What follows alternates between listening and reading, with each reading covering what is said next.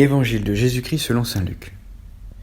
En ce temps-là, Jésus disait : « Quel malheur pour vous, parce que vous bâtissez les tombeaux des prophètes, alors que vos pères les ont tués.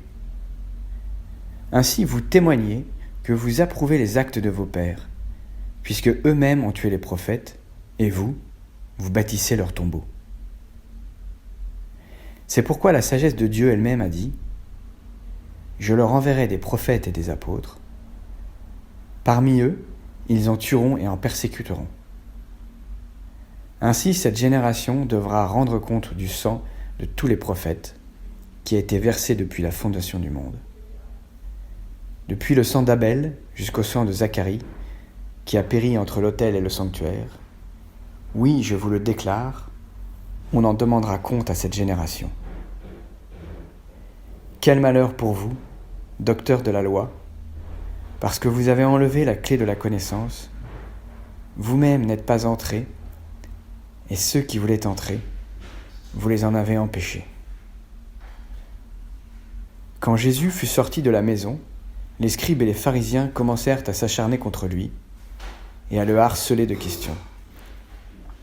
Ils lui tendaient des pièges pour traquer la moindre de ses paroles.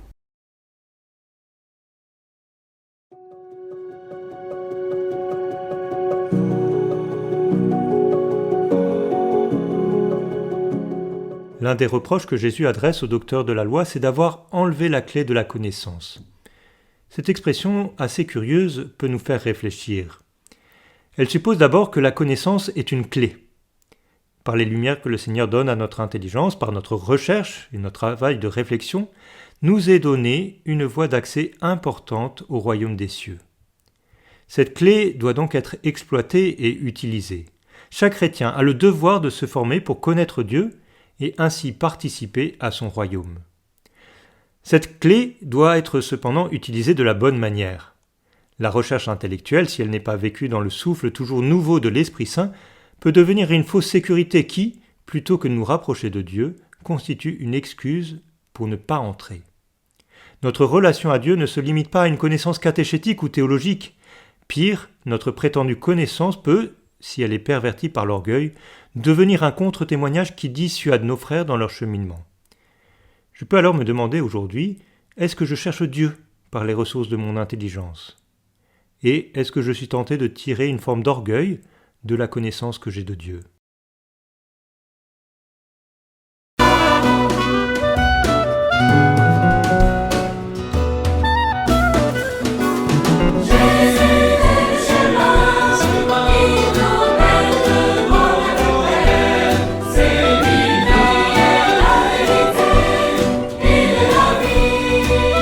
Jamais homme n'a parlé ainsi que celui-là. Non, personne ne peut faire les signes qu'il accomplit. Dieu est avec lui. Jésus est le chemin qui nous mène droit vers le Père. C'est lui qui est la vérité, il est la vie. Celui qui croit en moi a la vie éternelle. Qui me suit marchera non pas dans les ténèbres, mais dans la lumière.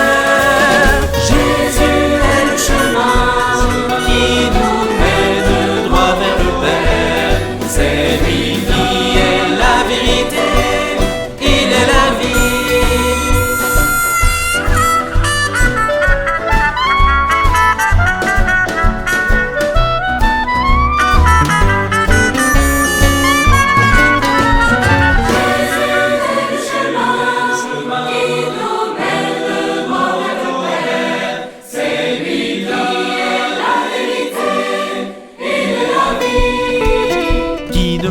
Pas sa croix ne peut suivre mes pas, mais qui perdra sa vie pour moi la sauvera.